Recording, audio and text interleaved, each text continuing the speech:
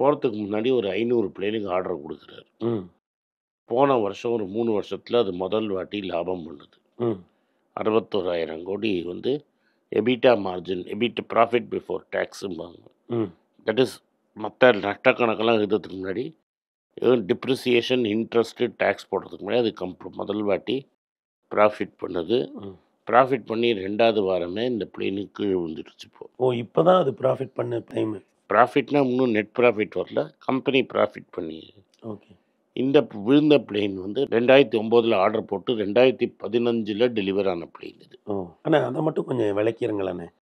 இப்ப நீங்க ரொம்ப புது தகவலா இருந்தது. இப்போ நம்ம ஏண்ணே இந்த 8, 6, 7 வருஷம் ஏண்ணே ஆகுது?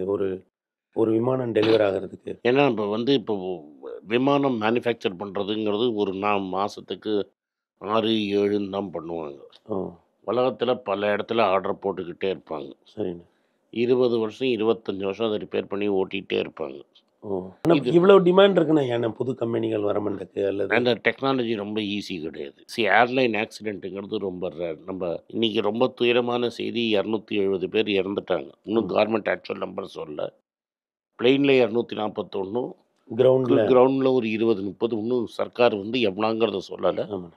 பட் சுமாரா ஒரு 30 பேருக்கு மேல இறந்திருப்பாங்க. ஆமாண்ணே. 270 பேர் இறந்துட்டாங்க. இந்த 270 வந்து இந்த மலேசியன் ஏர்வேஸ் ஒண்ணு கடல்ல விழுந்த மாதிரி இது விழுந்துருச்சு. அதனால இது சர்ச்சையில வந்திருக்கு. இந்த பிளேன் 10 வருஷமா ஏர் இந்தியா ஓட்டிட்டு இருக்குது. ம். இந்த பிளேன் ஏன் விழுந்ததுங்கிறது இன்னும் ஒரு 10 நாள்ல உங்களுக்கு எல்லாருக்குமே நியூஸ் தெரியும். வந்துரும். அதனால நம்ம ஏன் விழுந்ததுங்கிறதெல்லாம் அது வேண்டாண்ணே. அது வேண்டாம். விழுந்தது ரொம்ப துயரமான சம்பவம். இவங்க என்ன சொல்லிட்டாங்கன்னா, டாடா குடும்பம் என்ன சொல்லிடுச்சுன்னா, நியோல் டாட்டாவும் சொல்லிட்டாரு, சந்திரசேகரும் என்ன சொல்லிட்டாருன்னா, ம். இழந்தவங்களுக்கெல்லாம் ₹1 கோடி நாங்க குடுத்துறோம். இத தவிர இன்சூரன்ஸ் பணம்லாம் தனியா வரும். ஆமாண்ணே. நான் ₹1 கோடி டாடா குடும்பம் ₹1 கோடி குடுத்துரும்.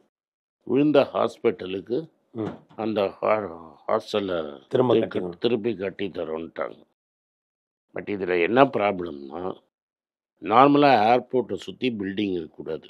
ஓ! பட் நம்ம ஊர்லலாம் ஏர்போர்ட் வந்தது ரொம்ப வருஷத்துக்கு முன்னாடி. பெங்களூர் ஏர்போர்ட்ட தவிர மத்த எல்லா ஏர்போர்ட்டையும் சுத்தி நெறைய பில்டிங்ஸ் இருக்கும். நீங்க சென்னை, கின்னை பார்த்தீங்கன்னா. எல்லா இடத்துலயும் இருக்குண்ணே. இந்த ஏர்போர்ட்ட சுத்தி ஏன் பில்டிங் இல்லாம ஒரு ஃபனல் இருக்கணும்னா, ம். இது மாரி ஒரு ஆக்சிடென்ட் ஆனா, அது உடனே தரையில இறக்கறதுக்கு உங்களுக்கு இடம் வேணும். ஓ! ஸ்கலி அப்படின்னு ஒரு படமே வந்தது. இதே மாதிரி போயிங் பிளேன்ல இதே மாதிரி இன்ஜின் ஃபெயில் ஆனோன்ன, நியூயார்க்ல ஒரு ரிவர்ல இறக்கிடுவாங்க அந்த பிளேன. அந்த படத்த பார்த்தீங்கன்னா உங்களுக்கு தெரியும். யாருமே இறந்து போகாம முக்காவாசி பேர் சர்வைவர் ஆயிடுவாங்க. இப்ப இந்த இதுலயே என்ன நீங்க புரியணும்னா, அந்த இடத்துல பில்டிங் இல்லாம வெறும் கிரவுண்டா இருந்ததுன்னா, அப்படியே அவன் கிரவுண்ட்ல இறக்கியிருந்தான்னா, இவ்வளோ பாதிப்பு. இவ்வளோ பேர் இறந்திருக்க மாட்டாங்க. சில இறப்புகள் இருக்கலாம். ம். ஆனா இவ்வளோ இழந்திருக்க மாட்டாங்க. ஸோ இது பிரைமரி ப்ராப்ளம் என்னன்னா, ஏர்போர்ட்ட சுத்தி கட்டடங்கள் இருக்குது. கட்டடங்கள் இது பாம்பேல இருக்கு, மெட்ராஸ்ல இருக்கு, எல்லா இடத்துலயும் இந்த ப்ராப்ளம் இருக்கு. சரிண்ணே. இதுதான் பிரைமரி ப்ராப்ளம். ரைட்டா? ஏன் விழுந்ததுங்கிறத பத்தி நம்ம இன்னைக்கு பேச இல்லண்ணே. அண்ணா வேண்டாம். அது இல்லண்ணே. ரைட்டா? ஆனா இப்ப இந்த ஆர்டர் குடுத்தா ஒரு 5, 6 வருஷம் வருஷம் அது அதுக்கு. ஆகும். இப்ப நான் சொன்னேன். விமான ஆக்சிடென்ட் ரொம்ப கம்மி. சரிங்க. ஏன் அப்படின்னா, ஒரு வாட்டி ஆக்சிடென்ட் நடக்கிறச்ச, கம்ப்ளீட்டா அத ரிசர்ச் பண்ணி, உலகம் ஃபுல்லா இருக்கிற எக்ஸ்பர்ட்ஸ் வருவாங்க. இப்ப இங்கேயே வந்து கனடாலேருந்து எக்ஸ்பர்ட் வந்துட்டு எந்தெந்த நாட்டு ஆட்கள்லாம் செத்து போனாங்களோ, ம். அவங்கலாம் வந்துட்டாங்க. அமெரிக்காலேருந்து போயிங் தயாரிச்சதுனால, அமெரிக்காலேருந்து ஒருத்தன், பிரிட்டன்லேருந்து ஒருத்தன், போர்ச்சுகல்லேருந்து ஒருத்தன், ம். இந்தியன் ஒருத்தன் இது மாரி வந்துருவாங்க. 3 இடத்துல பிளேன்ல என்ன இருக்குன்னு ரெக்கார்ட் பண்ணியிருப்பாங்க. ஓகேண்ணே. Black box, cockpit voice recorder, டெயில்ல ஒரு விஷயம் இருக்கும். ஓ! இந்த 3த்தையும் வெள்ளை எடுத்து, அது என்ன எரிஞ்சாலும் எரியாது. ஓ! அதில கடைசியில இந்த பிளேன்ல என்ன ஆச்சு? அப்படிங்கிறத ரிகவர் பண்ணிடுவாங்க. ம். எதனால தப்புங்கிறத கரெக்ட்டா ஃபிக்ஸ் பண்ணிடுவாங்க. அந்த தப்ப திரும்பி ஆகாத மாதிரி சேஃப்டி பண்ணிடுவாங்க. ஓகேண்ணே. இப்ப இந்த பிளேன்ல 270 பேர் இறந்துட்டாங்கன்னா, இந்தியால நீங்க டெய்லி ரோடு ஆக்சிடென்ட் பார்த்தாலே இதுக்கு மேல ஜாஸ்தி பேர் இறந்து போயிடுவாங்க. ஆ. ஆனா, இது ஒரு பெரிய விபத்தா இருக்கிறதுனால நம்மளுக்கு நியூஸ்ல இத போட்டு காட்டுறாங்க. ஆமாண்ணே. ஆனா, டெய்லி நடக்கிற விபத்த பத்தி நம்மளுக்கு தெரியாது. ஆமா. நான் சொல்றது உங்களுக்கு புரியுதுண்ணே. நல்லா. புரியுதுங்களா? ஸோ இது ஒரு ரொம்ப துயரமான விஷயம். பட் இதுலேயே என்ன தப்பு நடந்ததுன்னு ரிசர்ச் பண்ணி கம்ப்ளீட்டாக அதை எடுத்துருவாங்க. சரிண்ணே. இந்த ஏர் இந்தியாவுக்கு இது ஒரு ஷார்ட் டேர்ம் லாஸ். ஓ! இன்சூரன்ஸில் கிளைம் பண்ணுவாங்க. ஓகே. ரெப்யூட்டேஷனில் கொஞ்சம் அடிபடும் ஓ! இவங்களுக்கு. இவங்க பிளெயின்னா கொஞ்சம் எல்லாரும் பயப்படுவாங்க. ஓகே. இது சாதாரணமானதுக்கு இன்னும் கொஞ்சம் நாள் ஆகும். இப்போ இந்த ஏர் இந்தியா இவங்க டேக் ஓவர் பண்ணோன்னா இதில் வந்து இப்போ 26%, ம். வேணும்னா 40% வரைக்கும் பணம் போடுறதுக்கு சிங்கப்பூர் கவர்மெண்ட் ரெடி ஆயிடுச்சு. ஓ! இப்ப 26% சிங்கப்பூர் அரசாங்கத்தோட பணம். இப்போ சிங்கப்பூர் அரசாங்கம் வச்சிருக்கிறாங்க. இவங்க வந்து ரொம்ப ஸ்ட்ராங். அதே மாதிரி இண்டிகோன்னு இன்னொரு ஏர்லைன்ஸும் இந்தியாவில் ரொம்ப சக்ஸஸ்ஃபுல்லாக இருக்குது. அதெல்லாம் எப்படிண்ணே அது எப்படிண்ணே அது மட்டும் இவ்வளோ அது சக்ஸஸ்? என்ன பண்ணாங்கன்னா 2 பார்ட்னர் இருந்தாங்க. சரிண்ணே. ஒரு பார்ட்னர் வந்து அமெரிக்காவில் நிறைய பிளேன் கம்பெனியில் வேலை செஞ்சவர். ஓ! ஃபைனான்சிங் மாடல் கரெக்டாக புரிஞ்சுக்கிட்டு அமெரிக்காவில் சவுத் வெஸ்ட் ஏர்வேஸ்னு ஒன்று இருந்தது. அந்த கம்பெனிக்கு இப்போ அந்த ஒரு பார்ட்னர் எம்டி ஆயிட்டார். இப்போ 2 பேருக்குள்ளே சண்டை ஆகி ஒரு ஆள் வெளில போயிட்டார். இவங்க என்ன பண்ணுவாங்கன்னா ஒரு பிளெயின் தான் வச்சுருந்தாங்க. ஒரு பிளேன் அண்ணே. தட் இஸ் ஒரு மாடல் பிளெயின் தான் வச்சுப்பாங்க. சரிண்ணே. லைட்டாக இப்போ தான் மாற்ற போகிறாங்க. அதுக்கப்புறம் ஏடிஆர்னு ஒரு சின்ன பிளெயின் வச்சுருந்தாங்க. இந்த 2 மாடல் தான் இருக்கும்.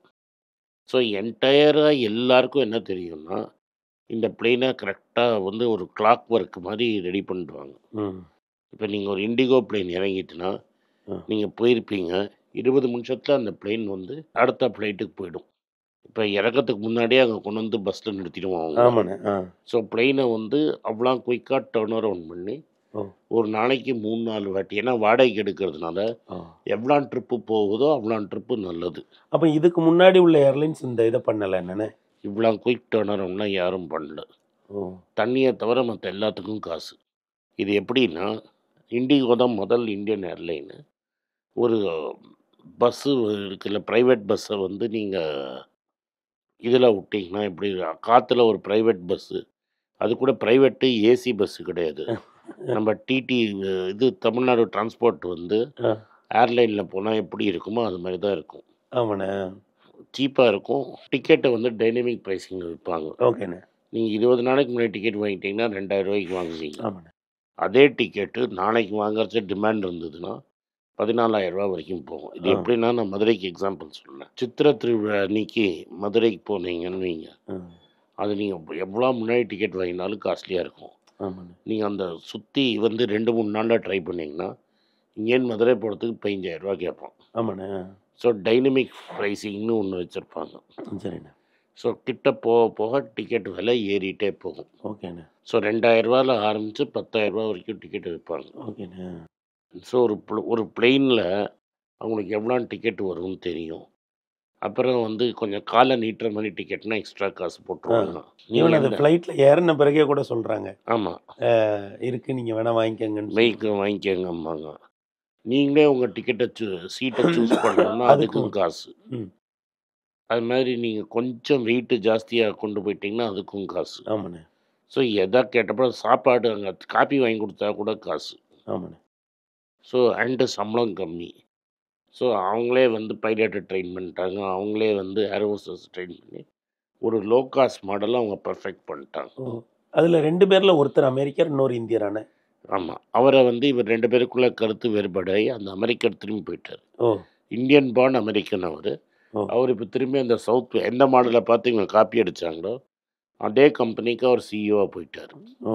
அவர் ஷேரை அவர் கொஞ்சம் கொஞ்சமாக விற்று பல 1000 கோடி லாபத்தில் எடுத்துகிட்டு போகிறார். ஓ!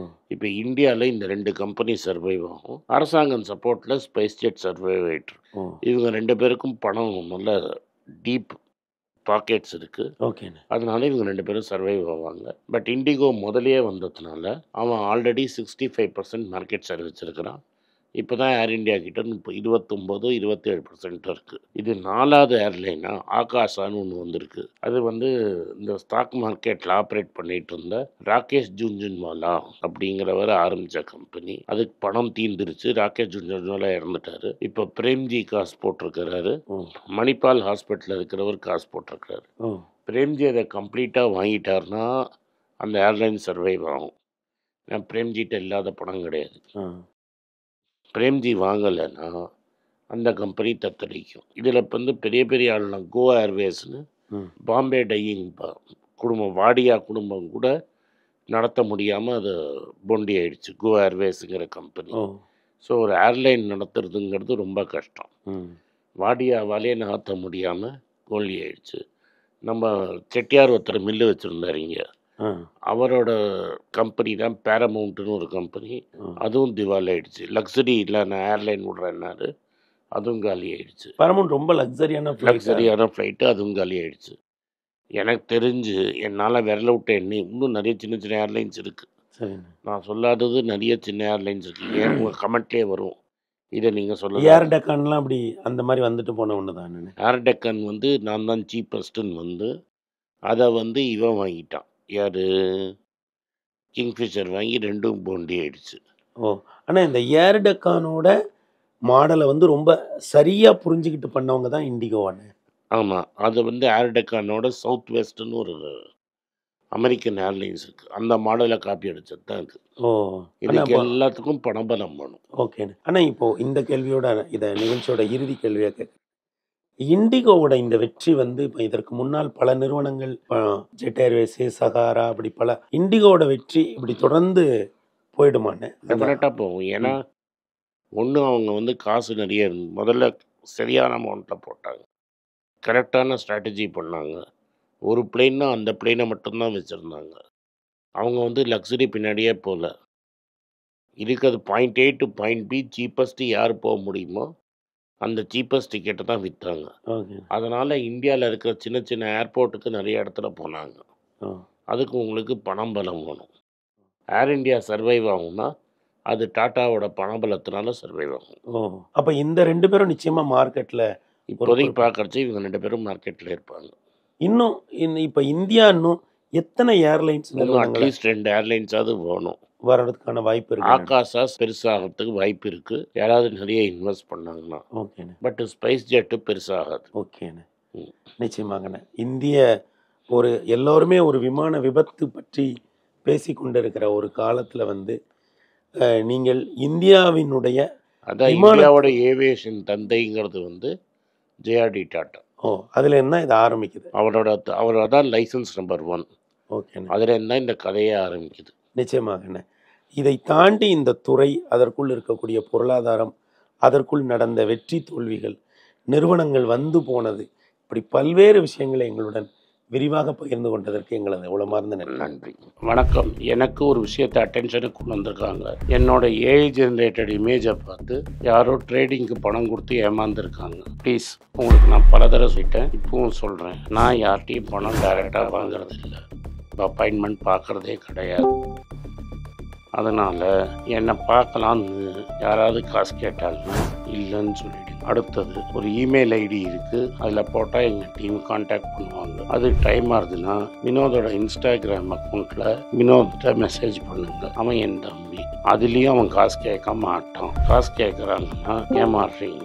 யார் என்ன சொன்னாலும் கம்பெனிக்கு செபி அல்லது ஐஆர்டிஏ அல்லது ஆர்பிஐ ரெஜிஸ்ட்ரேஷன் இருக்கணும். இந்த 3 ரெஜிஸ்ட்ரேஷன் ஏதாவது இருந்தால் தான் உங்களோட பணத்தை நீங்கள் கொடுக்கணும். நீங்கள் இன்கேஸ் ஆஃப் இன்சூரன்ஸ் டைரெக்டாக இன்சூரன்ஸ் கம்பெனிக்கு தான் கொடுக்கணும். இன்கேஸ் ஆஃப் ட்ரேடிங் நீங்களே புரோக்கர்கிட்ட போட்டு ட்ரேட் பண்ணணும். மியூச்சுவல் ஃபண்டும் கம்பெனிக்கு தான் கொடுக்கணும். த்ரூ எக்ஸ்சேஞ்சு நீங்கள் வாங்கிக்கலாம். இதெல்லாம் எதுக்கு நான் உங்களுக்கு சொல்கிறேன்னா, யாரையாவது சொல்கிறாங்கன்னு நம்பி ஏமாறாதீங்க.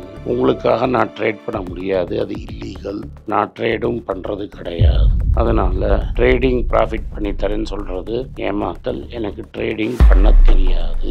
என் பேரை சொல்லி ட்ரேட் பண்ணி உங்களுக்கு ப்ராஃபிட் ஷேரிங்னா ஃப்ராடு, ஏமாற்றம். நான் யார்கிட்டையும் காசு கேட்கல, கேட்கவும் மாட்டேன்.